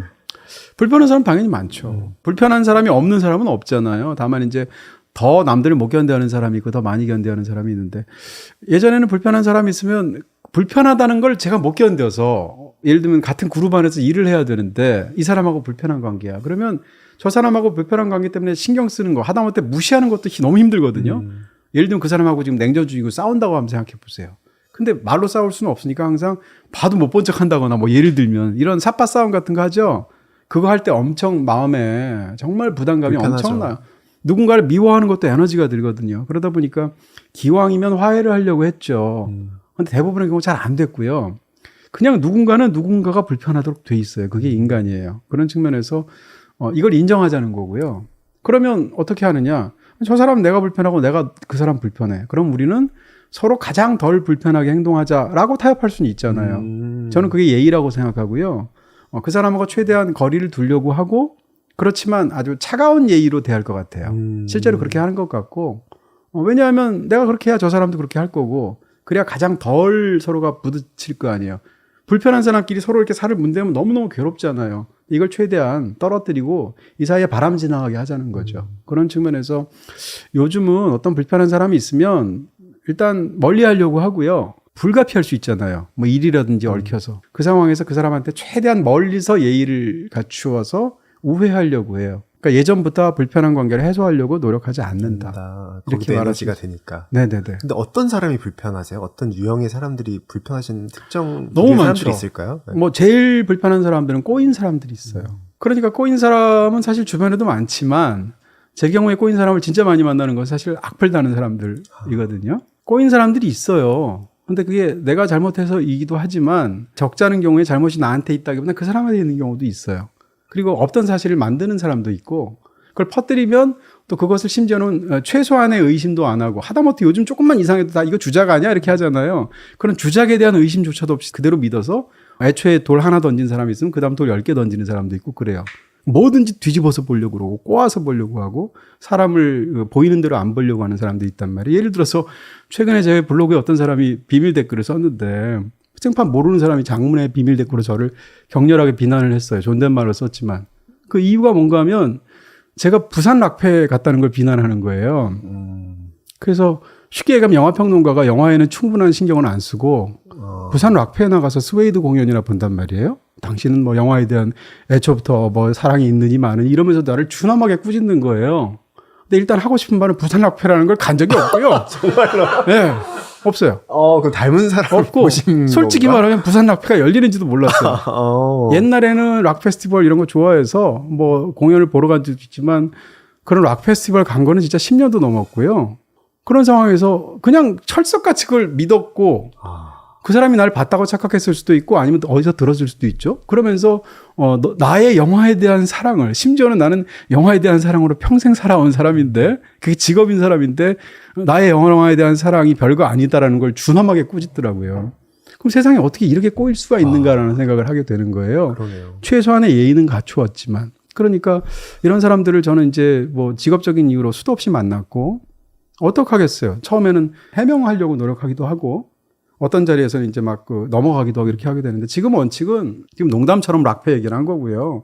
누가 부산 락페를 공격하면 저는 그냥 웃고 넘어가요. 왜냐하면 말도 안 되고 사실도 아니지만 이걸 굳이 일일이 해명한다는 건 너무 구차해. 그럼 끝도 없죠. 끝도 없어요. 그리고 이거 어떻게 다 일일이 하겠어요. 그러니까 이런 자리에서는 농담처럼 말하지. 두 번째는 그럼에도 불구하고 누군가가 나에 대해서 꼬아서 굉장히 나쁘게 말을 할 때 그게 나한테 치명적인 경우가 있어요. 예를 들면 내 직업윤리랑 관련된 거. 예를 들어서 어떤 사람이 야, 이동진 들리다 보니까 이번에 뭐 어떤 영화에 대해서 별 4개 줬는데 별 하나당 100만 원씩 별 4개라서 400만 원 받았대더라. 뭐 예를 들면 이랬다고 쳐봐. 저렴하네 근데. 저렴해? 야, 더줄 것 같은데. 네, 근데 어쨌건 네. 네. 그렇게 한번 한다고 가정을 해보세요. 누군가가 그런 비난을 옛날에 그렇게 한 사람이 있었어요. 그런 비난을 하면 이건 해명해요. 왜냐하면 이건 말도 안 되는 비난이지만 내 직업윤리의 치명적인 부분하고 관련이 있잖아요. 근데 뭐 평론 그지같이 한다든지 뭐 나에 대해서 수많은 비난이 있을 텐데 그런 건 다 그냥 넘어가는데 지금 말씀드린 거는 바로 잡아야 되잖아요. 그래서 그런 건 바로 잡으려고 하거든요. 근데 어찌됐건 지금 말씀드린 것처럼 세상에는 일정 비율로 꼬인 사람들이 있고 그 꼬인 사람들 내가 풀어줄 수가 없고요. 그런 사람들하고는 관계를 안 맺는 게 가장 최선이죠. 어떻게 보면 나를 가장 덜 소모하는 방식으로 대응한다고 그럴까? 그런 사람들이 너무너무 불편하고요. 신경을 안 쓰려고 노력하지만 사실 약간 신경도 쓰이고 신경 안 쓰일 수가 없을 것 같아요. 조금 덜 쓰이긴 해요. 왜냐하면 너무 많이 생채기가 계속 나다 보니까 약간 굳은 살이 배겼다 그럴까? 그럼에도 불구하고 제가 원래 그렇게 대범한 사람도 아니고 대인배도 아니고 굉장히 속이 좁은 사람이거든요. 그런 측면에서 괴롭죠. 하지만 이게 최선의 방법이란 걸 이제는 알게 됐죠. 옆에서 볼 때는 가끔 바늘 하나 찔린 건 괜찮은데 그 바늘을 1000번 찔리면 얼마나 아픈지 상상이 되잖아요. 네. 그래서 옆에서 볼 때는 가끔 걱정되기도 하더라고요. 예. 예, 뭐 어떤 사람들은 이제 그런 거 뭐 신경 써요. 그냥 무시하면 되지라고 하는데 그런 사람일수록 자기가 쓴 댓글에 밑에 대댓글 하나 달리면 분기탱천하거든요. 자기는 못 견디거든요. 근데 다른 쪽에 어떤 수많은 사회생활에서 어려움이 있겠습니다만 뭐 꼬인 사람, 불편한 사람 물어보셨으니까 저는 꼬인 사람이 너무 싫다. 그럼 이번엔 불편한 사람 말고 나와 다른 사람들도 많잖아요. 다른 사람들과는 어떻게 지내는 게 좋을지. 나와 다른 견해를 가지고 있고 그것이 약간의 갈등의 소지가 있다고 대화하기를 중지한다면 그 사회는 심각하겠죠. 그건 안 좋다고 생각해요. 그럼에도 불구하고 그냥 인간적으로 개인의 1대1의 관계에서 한번 본다면 이 사람하고 반드시 관계를 맺어야 하는 불가피한 관계는 없다고 생각하는 거예요. 경우에 따라서는 저는 전혀 아니고 너무 좋은 관계 속에 있지만 부모 자식 간에도 연을 끊는 사람도 있잖아요. 근데 어떻게 부모 자식이 연을 끊어? 라고 생각하지만 사연을 들어보면 나라도 끊겠네 이런 사람도 있단 말이에요. 그렇잖아요. 부모라고 해도 부모 노릇 못하는 사람도 있고 자식도 자식 노릇 못하고 나머지 관계는 말할 것도 없죠. 친구는 오죽하겠어요. 그런 측면에서 본다면 어떤 경우에는 이제 끊을 수밖에 없는 관계들이 있어요. 근데 이제 아까도 말씀드린 것처럼 일반적인 관계에서 중요한 것은 그 사람과 나와의 기본적인 어떤 우호를 확인하고 이런 것이기 때문에 만약에 그 관계가 어느 정도 지속되어야 되는 그런 상황이라면 우리의 차이를 드러내는 주제의 대화를 안 할 것 같아요. 예를 들면 저는 정치에 관심이 없지 않거든요. 대한민국의 평균 이상으로는 많다고 생각해요. 근데 정치 얘기 거의 안 해요. 아주 친한 사람하고도 거의 안 하고 가족하고는 해요. 그렇지만 근데 왜냐하면 정치 얘기를 한다는 건 싸우자는 얘기거든요. 한국도 그렇고 미국도 그렇고 뭐 전 세계 난리니까 정치 안에서 수많은 소분파가 있잖아요. 좌도 있고 우도 있고 중도 좌파도 있고 중도 우파도 있고 극우도 있고 극좌도 있고 막 이렇잖아요. 이런 상황에서 포지션에 따라서 굉장히 큰 차이. 그러다가 또 싸움이 나는 특정인이 있어요. 대한민국의 유명한 사람들. 누구 얘기를 딱 하기 시작하면 싸우게 된단 말이에요. 종교도 마찬가지죠. 뭐 이런 식의 어떤 빅토크에 해당하는 어떤 뭐라고 그럴까요? 불을 던져주는 주제들이 있는데 굳이 할 필요가 없군요. 할 필요가 없어요. 네, 굳이 할 필요가 없어요. 그런 얘기하면 나도 상대방에 대해서 실망할 수 있고 상대방도 나한테 실망할 수 있는데 어떤 경우에는 실망해도 상관없어 이럴 수도 있죠. 근데 내가 100번 토론에 나간 것도 아니고 내 주변에서 그냥 괜찮게 그럭저럭 서로 우호적으로 살고 있는 관계가 있는데 아니 거기다가 굳이 왜 종교 얘기를 해서 판을 깨냐는 거예요. 이런 식으로 서로 간에 결정적으로 의견이 굉장히 첨예하게 달릴 수 있는 주제 얘기는 안 한다. 저는 심지어는 어떤 관계에서 누가 얘기하면 그 얘기 하지 마시죠. 이렇게도 말해요. 중지하기도 해요. 왜냐하면 어떤 특정한 모임에서 예를 들면 제가 이렇게 약간 나이도 좀 있고 이런 상황에서 분위기를 책임져야 된다고 생각하기 때문에 갑자기 자연스럽게 제가 화제를 돌리거나 하는데 그래도 계속 그쪽으로 가면 이제 그 얘기 그만하시고요. 이러고 넘어가죠. 현명한 방법이네요. 네. 어떻게 보면 다들 더 친해지려고 만약에 같은 정치적 입장을 갖고 있거나 네. 같은 이념을 갖고 있으면 네. 확 더 친해지니까 더 네. 확인해 보려고 얘기 꺼내시는 분들도 있는 것 같은데 그런 걸 확인해서 인간관계의 대화나 이런 교유 관계를 확장해 나가면 어떻게 되냐면 주변에 그런 사람들로만 채우게 돼 있어요. 항상 댓글 보면 그러잖아요. 아니 내 주변엔 A 찍은 사람 하나도 없는데 누가 찍은 거야? 근데 사실 그 사람 50% 넘게 붙어가지고 당선됐어. 이런 거잖아요. 왜냐하면 그 사람 주변엔 다 그 사람 같은 사람만 있거나 의견이 다르면 나처럼 말 안 하는 사람이 있거든요. 이러니까 주변에서는 안 보이는데 사실은 너무 많은 거죠. 그러니까 이런 것에 대해서는 얘기하지 않는 게 사실은 어떻게 보면 예의이기도 하고 또 좋은 사회적인 대처법이기도 하고 저는 그렇게 믿는 거죠. 앞으로 얘기할 순간과 안 해야 될 순간을 네. 잘 구별해야겠네요. 순간도 있고 주제도 있고 MBTI 얘기도 사실은 안 하는 게 좋아요. 왜냐하면 솔직히 나 같은 사람은 저는 웬만하면 맞춰주려고 그러거든요. 저는 MBTI 같은 거 하나도 안 믿어요. 너무 비과학적이라고 생각하고 그럼에도 불구하고 누가 뭐 얘기하면서 내가 INFJ다. 왜냐하면 사람들이 하도 얘기하니까 해봤거든요. 딱 한 번. INFJ가 나왔어요. 그러면 INFJ다라고 하면 역시 평론가님이 그래서 INFJ인데 약간 T로도 보이는데 조금 더 F 쪽에 가까우시고 뭐 이렇게 얘기를 해요. 그럼 내가 해석하죠. 예. 그게 보였어요? 뭐 이러면서 약간 맞춰준단 맞춰주는 말이에요. 거죠. 저는. 근데 속으로는 이 얘기 언제 끝나나 이렇게 생각하고 있어요. 상대적으로 포션은 적지만 MBTI를 너무 싫어하는 사람이 있을 수 있어. 그럼 그 사람은 그 얘기하면 짜증나거든요. 그러니까 누군가가 짜증낼 수 있는 주제, 그 다음에 의견이 너무 많이 갈리는 주제, 이런 얘기는 안 하는 게 좋다. 네, 이러는 거죠. 그 간단한 생각을 못했었네요. 부끄럽지만. 흥미롭네요. 네. T야? T입니다. 근데 F도 가끔 나오더라고요. 5초 안에 TV 셋톱박스를 찾아보세요. 5, 4, 3, 2, 1. 정답은 TV 뒤. 감쪽같이 숨어있죠? 선 없이 더 깔끔하게. 어디서든 자유롭게. SK 브로드밴드의 초소형 셋톱박스 스마트 3 미니. 지금 SK 브로드밴드 기가 인터넷과 BTV를 신규 가입하면 이동식 TV까지 무료. 이것이 바로 BTV 무빙. 비다이렉트 샵에서는 모두 다 가능. 비다샵 가능. 이제는 많은 사람들이 갖고 있는 고민들에 네. 대해서 인간관계 관련된 고민들에 대해서 얘기를 해보려고 하는데요. 네. 뭐 제 고민도 들어가 있고 예전에 파이한 분들이 소중하게 보내주셨던 사연들도 너무 많이 쌓여 있어서 네. 그것도 한번 살펴보면서 고민들을 좀 추려봤어요. 네. 하나 고민은 착한 사람 콤플렉스죠. 그러니까 착한 사람 이 길 계속 행동하려고 노력하시는 분들이 있는데 네. 근데 그게 이제 주변 사람들이 만만하게 보거나 혹은 그 호의를 되게 권리처럼 여기시는 분들도 생기니까 힘들어지시는 순간들이 있는 것 같은데 이런 거에 대해서는 어떻게 코멘트를 할 수 있을까요? 저는 나이가 들수록 사람이 옛날에도 그랬지만 점점 더 사람들은 다르다라고 생각하는 쪽이에요. 예를 들면 사람이면 다 똑같지 뭐 전혀 안 그렇게 생각하고 사람마다 다 사안별로 성격별로 유형별로 다르다고 생각하고요. 그런 면에서 보면 어떤 사람이 착한 사람 컴플렉스라고 말을 하지만 물론 착한 사람이 착해지려고 노력하고 좋은 사람으로 인식되기를 원하고라고 하면 그 사람은 사실은 이용당할 확률이 높겠죠. 근데 저는 기본적으로 선이라는 것은 선의지라고 생각하는 사람이에요. 다시 말하면 어떤 사람이 선하다라는 것은 어떤 사람이 선해지려고 노력한다라는 것 동의어라고 생각해요. 기본적으로 선한 사람은 없고요. 선해지려는 노력을 계속하는 사람이 선할 뿐이라고 생각해요.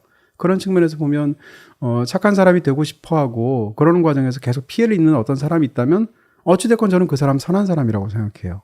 그리고 그것은 포기할 수 없는 노력이라고 생각해요. 그럼에도 불구하고 지금 말씀드렸던 어떤 인간관계의 측면에서만 놓고 생각을 한다면 저는 기본적으로 인간관계에서는 약간 손해본다고 생각하는 게 좋은 것 같아요. 내가 50 정확하게 주고 51 받는 거나 아니면 내가 더 많이 받아야 했다고 생각하는 순간 굉장히 힘들어지는 일들이 생긴다고 생각하고요. 예를 들면 한 40 정도를 챙기고 60을 준다라고 생각하는 게 편한 것 같아요. 그런데 어떤 악바리 같은 사람, 어떤 소시오패스 같은 사람, 이런 사람 만나면 99 가져가려는 사람도 있어요. 그럴 수 있잖아요. 그럼 제가 애초에 물론 현자 같은 사람도 아니고 성인 같은 사람도 아니고 못 참죠. 그런 건 보호해야죠. 자기 네. 스스로를. 애초에 40이라고 제가 물러나서 생각하는 것도 어떻게 보면 저한테 이 방어선 같은 걸 두르는 거고 내가 안 다치기 위해서 그러는 거란 말이에요. 좋은 사람이 되고 싶은 것도 있겠지만 그럼에도 불구하고 누군가가 나를 지나치게 이용하려고 하고 너무 도구로 삼으려고 하고 그러면 저도 격렬하게 잘라내는 경우도 있죠. 프리랜서 생활을 한 지 한 20년쯤 됐는데 프리랜서로 영화평론가로 살면서 한 3번 있었어요. 대부분의 경우에는 이렇게 잘라내지 않는데 그 세 사람은 잘라냈어요. 너무 분노해서. 왜냐하면 나는 그 사람과 굉장히 인간적으로 서로 신뢰가 있는 굉장히 중요한 관계라고 생각을 했는데 상대는 나를 쉽게 얘기하면 도구로 본다고 내가 판단한 거죠. 이렇게 됐을 때 참다 못 잊어서 3명 정도는 제가 아예 그냥 파국을 만들고 끝냈거든요. 그 이후로는 3명은 아예 얼굴도 안 봐요. 이런 사람이 있단 말이에요.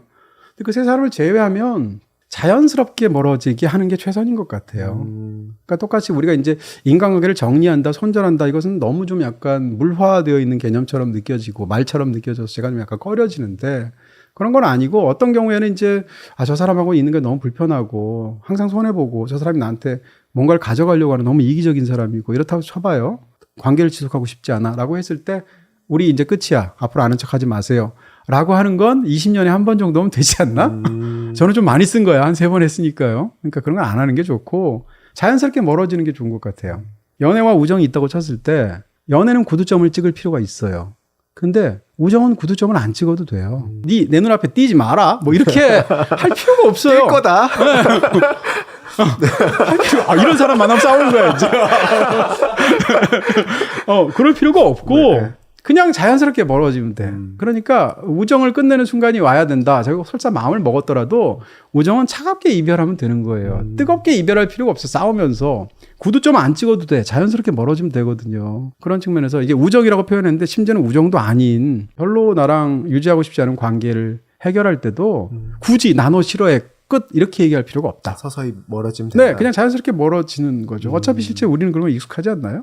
그렇죠. 수많은 관계들이 다 자연스럽게 멀어지잖아. 착한 사람 콤플렉스인 사람들은 그렇게 대하는 사람들 그냥 서서히 멀어지면 되는 거고 또 착한 사람 콤플렉스 갖고 계신 분들은 선화하려고 노력하는 사람들이다라고 정리할 수 있겠네요. 예. 그 이번에는 누군가 날 싫어할까봐 걱정하는 그런 걱정들도 흔하더라고요. 네.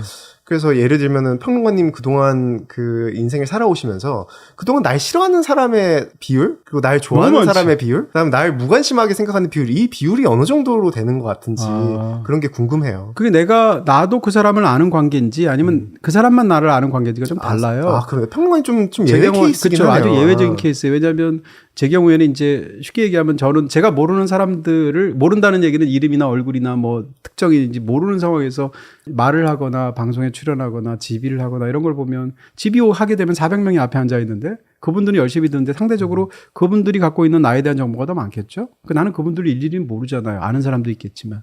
그런 측면에서 차이가 커요. 뭐 예를 들어서 소위 저를 이제 그런 유명인 혹은 영화 평론가로 알려진 사람으로서 나를 싫어하는 일군의 사람들이 있죠. 일군이라고 하기에는 굉장히 많은 것 같고요. 굉장히 미워하는 사람들이 있는 것 같아요. 저는 솔직히 얘기하면 왜 그렇게까지 나한테 관심이 있게 미워하는지는 잘 모르겠어요. 에너지를 써가. 네네. 그런 생각이 들지만 어쨌건 굉장히 미워하는 사람들이 있어요. 또 그 못지않게 또 저를 굉장히 과분하게도 이렇게 아껴주는 호감을 해주는 분들. 분들도 굉장히 많죠. 근데 이 두 가지는 상쇄는 안 돼요. 다시 말하면 나를 이렇게 좋아하는 사람이 많다고 해서 이거보다 적은 숫자의 사람들이 나를 미워하는 것이 따지고 보면 사랑을 훨씬 더 많이 받잖아. 그러니 괜찮아. 이렇게 안 돼요. 이것은 이 상태대로 너무 감사하고 이건 이 상태로 너무 힘들고 괴롭죠. 그런 측면에서 양자를 대하는 것은 다를 수 있고요. 그거 말고 이제 일반적으로 얘기한다면 보통 사람들의 경우는 솔직히 말하면 사람들이 타인에 대해서 그렇게까지 관심이 없거든요. 내가 어떤 사람이 나한테 호감을 갖고 있는 것 같아. 직장에서. 어떤 사람이 나한테 싫어하는 것 같아. 저 사람은 나한테 무관심한 것 같아 하면 저는 압도적으로 3번째가 많을 것 같아요. 얼핏 보면 저 사람이 나를 미워하거나 좋아하는 것처럼 보이겠지만 사실은 그것도 무관심한 사람이 더 많을 것 같고요. 그리고 웬만한 그 어떤 집단에서의 인간관계를 맺는 사람들은 호감을 가진 사람들이 더 많아요. 왜냐하면 인간은 타인의 호감을 전제하지 않으면 함께 상호작용을 함께 해서 집단을 만들 수가 없어요. 그런 측면에서 보면 기본적으로 상대방의 선의 같은 것을 일단 뭐라고 그럴까요? 가정을 해야 돼요. 그런 측면에서 유달리 직장마다 이상한 사람들이 있을 수 있는데 그런 사람을 제외하고 말을 한다면 대부분의 경우는 직장에서도 그 사람의 호감을 가진 사람이 호감을 갖지 않는 사람보다 많을 것이다. 그렇지만 그것보다 훨씬 더 많은 건 무관심한 사람일 것이다. 어떻게 보면 무관심한 사람 많다는 게 위안이 될 수도 있겠네요. 그럴 날 수도 싫어하는 줄 알았는데 대부분은 무관심이고 또 좋아하는 싫어한다고 사람들이 되게 생각하는 많다. 사람 중에 상당수는 사실은 무관심일 거예요. 근데 사람마다 또 남들의 어떤 감정이나 반응에 신경 쓰는 사람이 있고요. 사랑을 받지 않으면 누가 나를 미워한다고 생각하는 사람도 있어요. 근데 그렇지 않고 세상은 나에 대해서 별 관심이 없다 사실은. 이렇게 말할 수 있어요. 위안이 되는 말이네요. 네. 그 지금까지 말한 어려움들 때문에 네. 어떤 분들은 난 뭔가 착한 사람 콤플렉스여서 힘들고 뭐 늘 주는 게 힘들어서 힘들고 그래서 나는 공적인 관계에서는 아예 친구를 안 만들겠어. 이런 게 공적이라면 직장 같은 직장에서 거요? 예. 그래서 아예 사적인 자리에서만 친구를 만들고 회사에선 친구를 안 만드는 전략이 스스로한테는 그게 오히려 건강한 전략이다라고 그 말씀하시는 분들도 있는데 이런 부분에 대해서는 어떻게 생각하세요? 그걸 그렇게까지 잘 구분할 수 있다면 직장은 정확하게 공적으로만 행동하고 돈 벌고 이런 수단으로만 삼고 직장에서 친구를 안 만나고 친구는 아예 사적으로만 만들고 이걸 정확하게 구분할 수 있다라고 한다면 저는 그 사람은 애초부터 친구가 필요 없는 사람이다라고 생각할 것 같아요. 그러니까 그게 구분이 될 수가 없고 직장을 어떤 사람이 정기적으로 이렇게 다닌다고만에 가정하면 하루에 매일 예를 들어서 7시간, 8시간을 일을 한다고 생각해 보세요.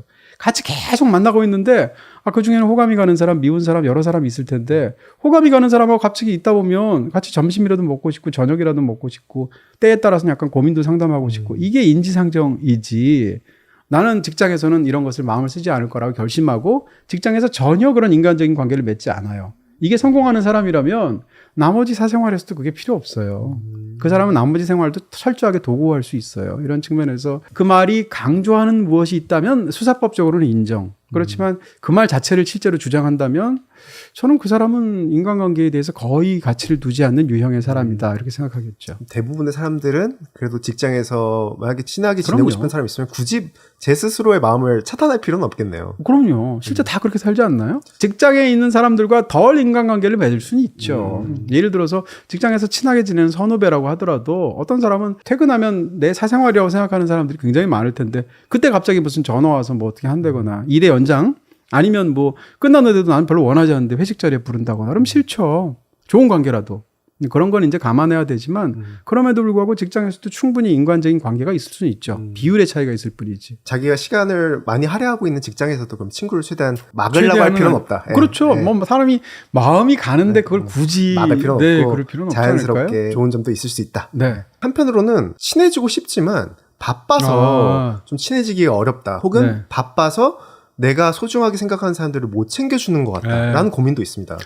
저도 항상 해요. 세상 모든 사람이 사실 다 바빠요. 아침에 전철 타보세요. 안 바쁜 사람 어디서 다 뛰잖아요. 근데 저 역시도 그렇고 항상 평생을 저도 일에 쫓기고 살았고 저도 친구들 사이에서 예를 들면 뭐 야 우리 언제 한번 모여야지 뭉쳐야지 만나지 이렇게 해서 만나는 친구들이 있잖아요. 근데 제가 연락하는 쪽이 아니에요. 연락 받는 쪽이에요. 그리고 저는 솔직히 말하면 만나면 너무 반갑고 잘해주는 쪽인 것 같은데 비교적 그거를 제가 막 적극적으로 그 모임을 주선하거나 먼저 연락하거나 하지 않거든요. 그래서 아까도 얘기했지만 그래서 연락해주는 친구들한테 고맙게 느껴요. 다시 말하면 이제 제가 약간 그런 친구들에 대해서도 미안한 마음, 좀 심하면 죄책감 이런 마음을 약간 갖고 있어요. 항상 미안하거든요, 친구들한테. 연락이 잘 안 될 때도 있고 또 나만 카톡 안 하거든요. 또 바쁜 타이밍도 다르잖아요. 타이밍도 시간대도 달라요. 다르고. 그 말씀도 정확합니다. 왜냐하면 저는 오전이 없고 주로 이제 저녁에 일한다거나 이런 거고 그 친구들이 쉴 때 나는 일을 한다거나 제가 카톡을 안 하니까 나한테만 따로 문자를 줘야 돼요. 이러면 굉장히 미안하죠.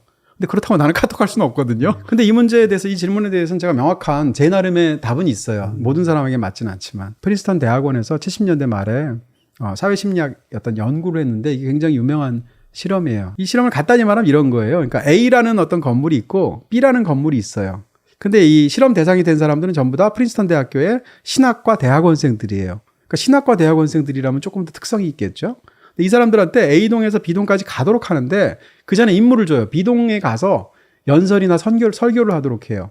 근데 그걸 하기 위해서 이 그룹을 둘로 나누어서 A동에 있는 사람 중에서 C라는 그룹과 D라는 그룹을 나누어서 C라는 그룹한테 뭐라고 그러냐면 성경의 선한 사마리아인에 대한 비유.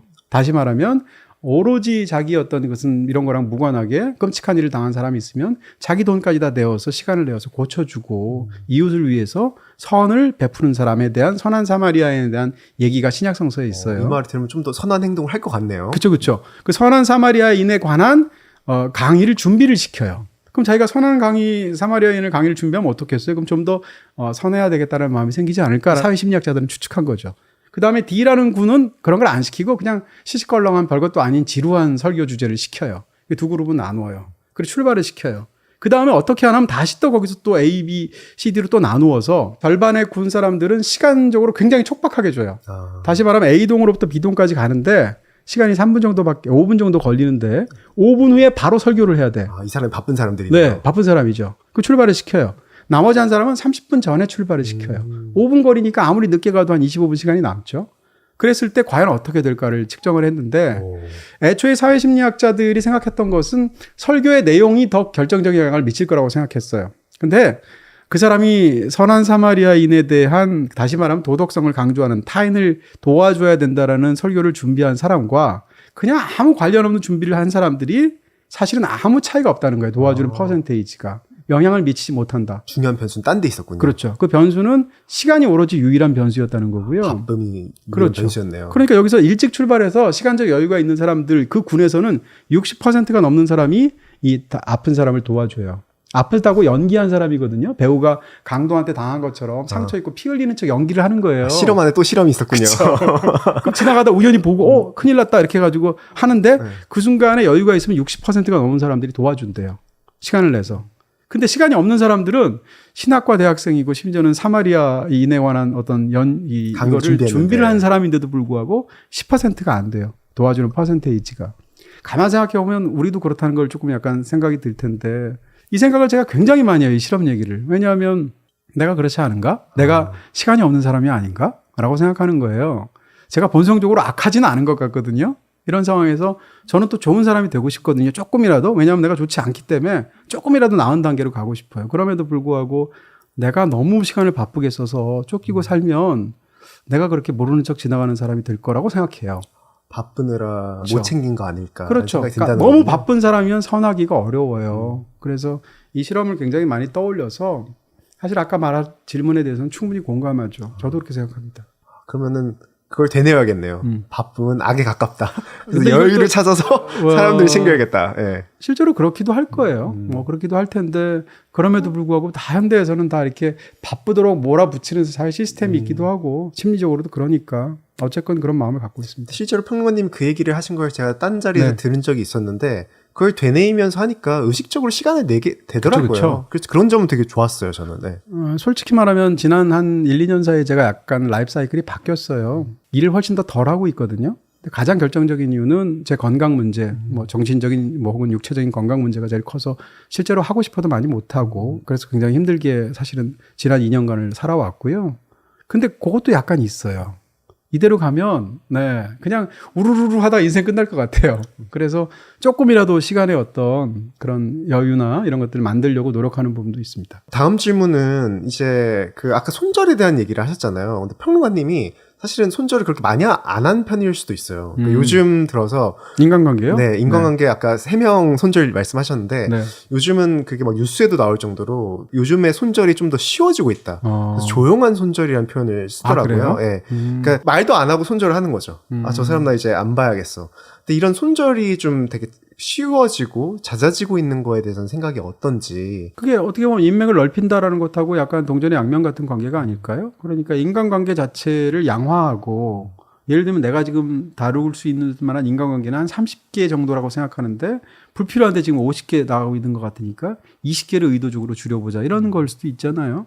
요즘 무슨 청모 이런 거 인기 있지 않나요? 많죠. 예. 결혼 정년계 사람들 중에는 그 약간 그런 문화가 생겨서 원치 않는데도 가서 돈 쓰기도 하고 얻어먹기도 하고 부담 갖기도 하고 안 가기도 하고 뭐 여러 가지 방식들을 쓰기도 하잖아요. 그것을 지나치게 양화해서 이걸 숫자로 자기 삶을 경영하는 방식으로 한다는 것은 저는 굉장히 부자연스럽게 느껴지고요. 그럼에도 불구하고 누군가를 자연스럽게 마음속에서 소위 손절이란 말이 맞는지는 알 수 없으나 손절이란 건 사실 무슨 주식이나 이런 데 쓰는 말이잖아요. 그렇죠. 거기서 먼저. 네, 그 말이 좀 거부감이 있으나 그게 아니라 누군가의 관계, 저 사람은 예를 들면 그만 만나야겠다. 라고 해서 그 앞에서 굳이 평지풍파를 일으키지 않고 자연스럽게 페이드아웃 한다? 저는 충분히 가능하다고 생각하고요. 실제로 자기가 의식하지 않아도 누구나 다 그렇게 하게 돼 있어요. 그런 측면에서 어떻게 보면 자연스럽긴 한데 다만 지나치게 이제는 모든 것을 다 이렇게 우리 스스로 컨트롤한다라는 어떤 개념들이 있어서 학습부터 시작해서 결혼부터 시작해서 수많은 것들 다 그렇게 하고 있잖아요.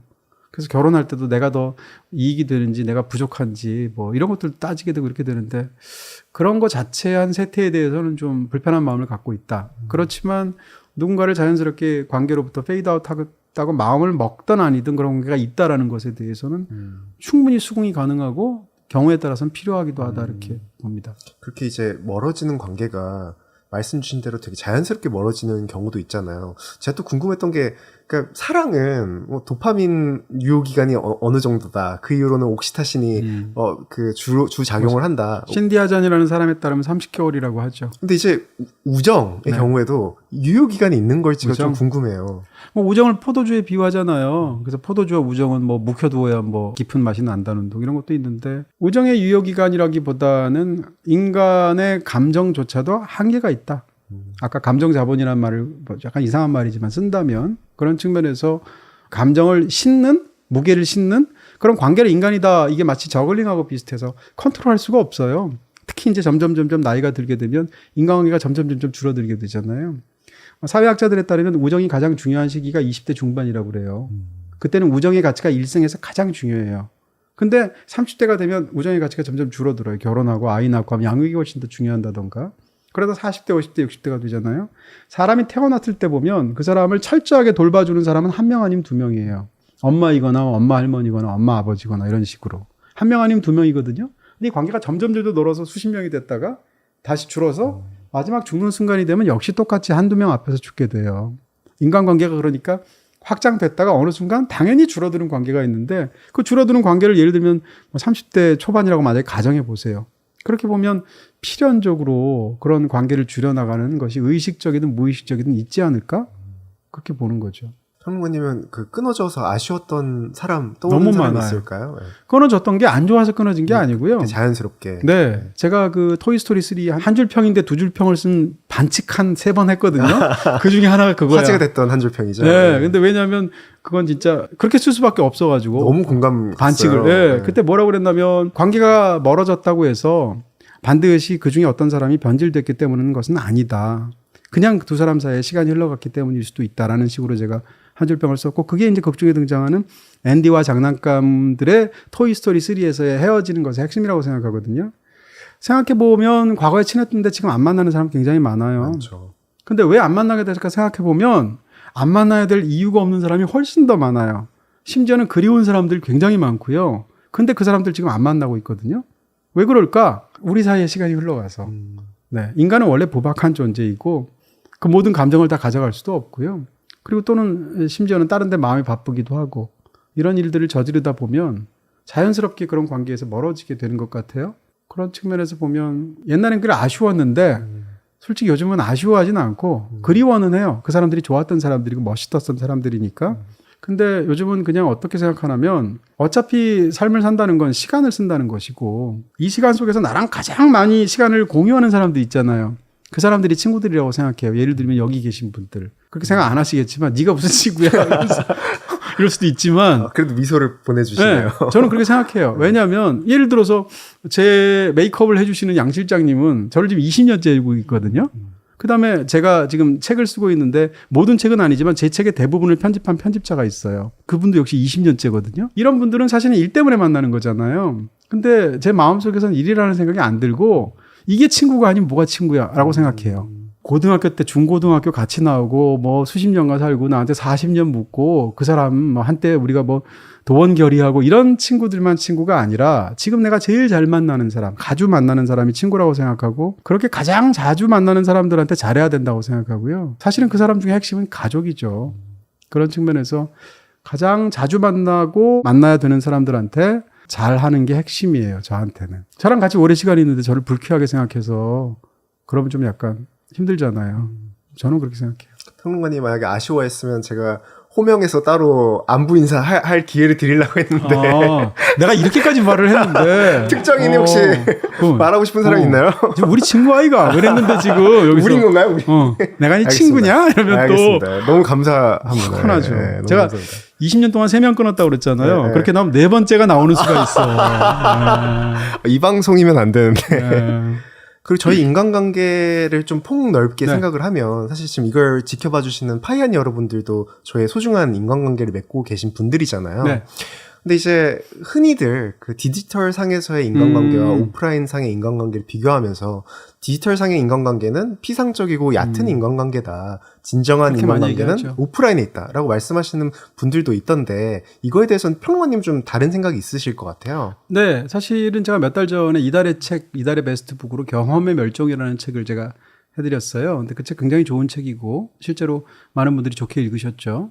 근데 어떤 책을 제가 베스트북으로 혹은 좋은 책으로 권한다고 해서 그 책의 모든 주장을 다 동의한다는 뜻은 아니고요. 그 책에 있는 핵심적인 주장하고 다른 부분이 지금 말한 바로 그 부분이에요. 저는 오프라인에서의 관계가 직접적인 경험보다 훨씬 더 열등한 경험이면서 관계라고 생각하지 않고요. 저는 이렇게 생각하는 거예요. 예를 들어서 제가 요즘 아파트에 살고 있는데 저희 동에서는 한 층에 4가구가 있어요. 그럼 저희 집 말고 3가구가 더 있죠. 아주 가끔은 이제 그 사람들하고 마주치기도 하죠. 눈 인사를 할 때도 있지만 안 할 때가 더 많아요. 그 철저하게 익명으로 살아요. 지금 이 아파트에 산 지가 한 1년쯤 됐는데 그 아파트에 사는 누구도 제가 몰라요, 개인적으로. 상대방도 저를 모르겠죠. 더군다나 저는 약간 좀 평소에는 모자도 쓰고 막 이러고 다니니까. 그러면 나는 이웃과 인사도 하지 않는 냉혹한 사람인가, 인간미가 메마른 사람인가라고 생각하면 저는 아니라고 생각하거든요. 지금 내 이웃은 우리 아파트 옆집에 사는 사람이 아니고 온라인에서 만나는 사람, 일하면서 만나는 사람, 이런 사람들이라고 저는 생각하고, 내가 자주 가는 가게 주인, 이런 사람이 이웃인 거예요. 다시 말하면 이웃에 대한 개념도 과거하고 현재가 다르다고 생각하고요. 전통적인 사회에서는 옆집 사람하고 인사를 안 하면 정말 싸가지 없는 놈이고 인간성 메마른 놈이겠죠. 그렇지만 현대 사회에서는 아파트 문화 자체가 기본적으로 익명성을 담보로 하고 있고 그 익명성을 즐기는 어떤 부분들도 있을 것이고 쉽게 얘기하면 아파트 옆집 사람도 같이 인사하고는 너무 좋죠. 근데 사람이 쓸 수 있는 그런 부분에 한계가 있는 데다가 솔직히 얘기하면 우리 옆집에 사는 사람보다는 이름도 모르고 얼굴도 모르지만 끊임없이 나한테 댓글을 달면서 나도 가끔 댓글로 소통하는 누군가가 저한테는 훨씬 중요하거든요. 그렇다면 그 사람이 나의 이웃이에요. 온라인상에서의 소통이라고 해서 그게 소셜미디어든 SNS든 아니면 저처럼 조금 더 상대적으로 많이 알려져서 저를 알지만 저는 모르는 누군가랑 소통할 수도 있잖아요. 소위 말하면 이제 팬이라고 말할 수도 있는. 근데 그런 분과의 그 관계가 제 인생에 너무 큰 도움이 됐어요. 심지어는 내 주변의 친구한테도 아까 제일 친하다 누구 고맙다고 한 친구 파야케 안 보거든요. 그러니까 파야케에 대해서 뭐 얘기하거나 뭐 고민 얘기를 걔한테는 할 수도 없어요. 우리 만나면 맨날 어린 시절에 야 옛날에 누가 말이야 어느 선생님 말이야 하고 맨날 선생님 얘기만 밥 먹듯이 평론가님도 그러시는군요. 지겨워 죽겠는데 만나면 맨날 계속해요. 그 선생님 돌아가셨거든요. 근데 계속 얘기를 해요 아직도. 근데 나의 어떤 현재 단계에서의 고민이나 생각과 이런 것들은 어떻게 생각하면 심지어는 성별도 몰라요, 어떤 사람은. 근데 내가 아는 건 딱 아이디 혹은 닉네임 하나만 알아요. 근데 그 사람이 딱 댓글을 달아줘서 코멘트를 해주거나 해주면 너무너무 반가워. 내가 일일이 댓글을 못 달죠. 왜냐하면 그런 사람이 한 명은 아니니까, 꽤 많으니까. 근데 그런 사람들 중에 장기적으로 소통하는 사람들은 굉장히 다 명확하게 기억하고 있고 그 사람들 안 보이면 아, 이분 요즘 왜 안 보이시지? 생각도 하고 어떤 거는 제가 댓글을 달기도 하고 이런 식으로 소통한단 말이에요. 그 관계가 피상적이라면 세상에 무슨 관계가 진실한 관계인가라고 생각이 들고요. 그런 측면에서 진실한 관계 혹은 친밀한 관계 형식이 달라졌을 뿐이지 오프라인이 무조건 온라인에 대해서 우리가 진짜다라고 주장할 만한 근거는 저는 없다고 생각하는 쪽입니다. 그리고 그게 그렇게까지 허망한 거 아니라고 생각하고요. 물론 실제 보는 것하고 달리 오프라인에서는 그냥 그 사람이 어느 순간부터 그걸 안 쓰면 땡이거든요. 실제로 끊어지기가 굉장히 쉬워요. 너무 많은 사람들이 이렇게 떠나갔고 그렇다고 해서 그 관계가 무의미하다, 아무 의미가 없었다, 진실하지 않았다라고 말할 수는 없다. 채널 오픈된 지 이제 5년이 된 시점에서 사실 오프라인 상에서는 잊혀져가고 단절된 인간관계도 저도 많았는데 어떻게 보면 저희 파이아케아 채널에 파이한 분들 댓글 그러니까요. 다시는 분들 보면 그러니까요. 5년 내내 꾸준히 달고 계신 분들 가끔씩 그 안부를 전해주시면서 다시는 분들 보면 너무 소중하더라고요. 큰 힘이 되는 댓글 다는 사람은 항상 그렇게 달더라고요. 근데 그런 분들 너무 소중하죠. 저는 옛날에 단 거 댓글들을 찾아보기도 하고 그렇게 되는데 꼭 그것이 댓글이 아니더라도 내가 아는 사람이라도 오프라인에서 다르게 소통할 수도 있고 모르는 사람과도 충분히 곡진하게 소통할 수도 있다고 저는 생각합니다. 평론가님 오늘 정말 긴 시간 동안 사실 공유하기가 쉽지 않은 이야기였을 것 같은데 네. 이렇게 자신의 어떻게 보면은 부족했던 과거일 수도 있고 좋았던 과거일 수도 있지만 다 서스럼 없이 다 말씀해 주셔서 정말 감사드립니다. 네, 속으로 혀를 차면서 들었군요.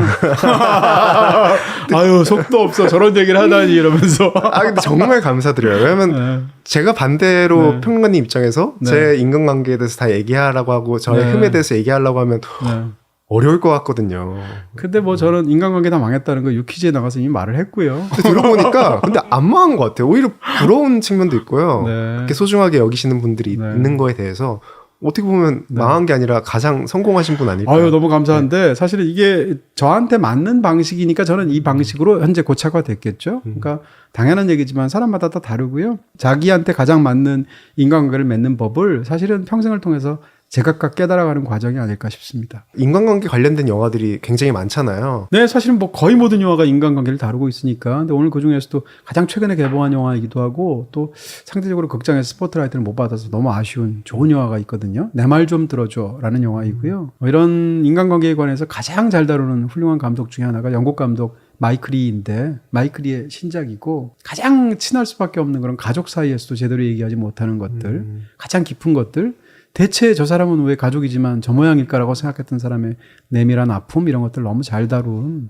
한 중반까지는 엄청 짜증나는데요. 네, 왜냐하면 특정 인물들이 행동하는 게 너무 거침이 없어서. 근데 다 보고 나면 굉장히 찡한 무엇이 다가오는 인상적인 관계에 대한 탐구라고 할 수 있습니다. 마이클이 감독님의 내 말 좀 들어줘는 BTV 그리고 모바일 BTV에서 보실 수 있습니다. 오늘 대화가 네.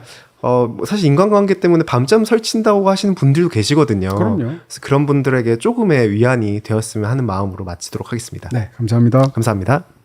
고객님, 평일 낮에 인터넷과 IPTV 설치해도 될까요? 낮엔 일해야죠. 연차 못 써요. 낮엔 수업 들으러 가야죠. 낮엔 이삿짐 정리하느라 정신 없어요. 인터넷과 IPTV 설치 왜 하필 평일 낮에만 될까? 이젠 주말도 야간도 오늘도 바로 가입 365 설치. 원하는 시간에 내 맘대로 SK 브로드밴드 바로 가입 365 설치.